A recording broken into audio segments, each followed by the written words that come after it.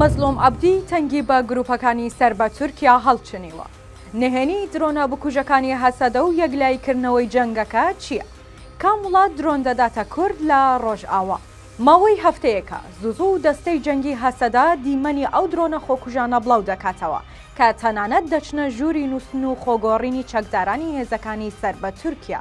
درۆنەکان هێندە ورد ئامانجەکانیان دەپێکن کە تەنانەت تانک و دژە موشک و سەرۆکی چەکداران بە ژمارە و دانە بەدانە لە نێو دەبرێن. تەنانەت درۆنەکە لەسەر ڕێگە و بانەکان کون بە کون بە دوایان دەکەوێت و دەربازبوونیان بۆ نییە. لەگەڵەوەشدا درۆنەکە خۆی وێنەیان دەگرێت کە هەر ئەم وردی و ئۆپەراسیۆنانە خەریکە هەژمونی کورد لە سووریای نوێدا بە چەواوەتی زاڵ دەکات.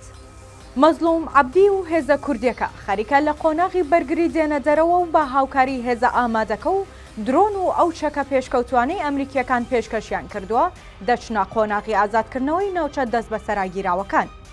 لە سەرەتاکانی ئازادکردنی سووریادا پێشڕەوی گروپە چەکدارەکان تەنانەت بە ئاراستەی قوڵایی ناوچە کوردیەکان بوو بە تایبەت لەژێر ڕۆشنایی هەڕەشەکانی ئەردۆغان و هاکان فیداندا.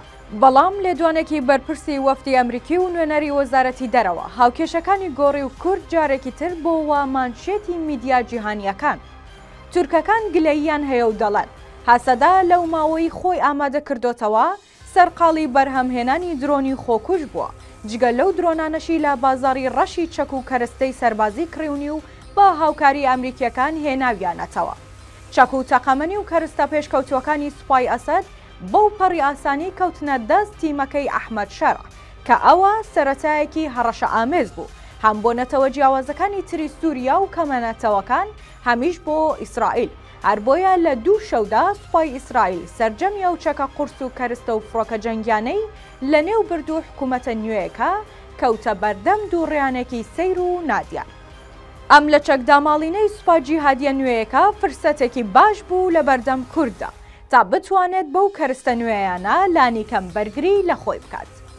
ماوەی هەفتەیەکە تورکەکان ئاگریان گرتووە و هاواریان لێ هەستاوە بەرامبەر ئەو درۆنە زیرەکانەی کە شەڕڤانە کوردەکان بەکاری دەهێن و لە هەستیارترین جێگادا سەرکردە و فەرماندەکانی گروپە چەکدارەکانی پێدەکوژن.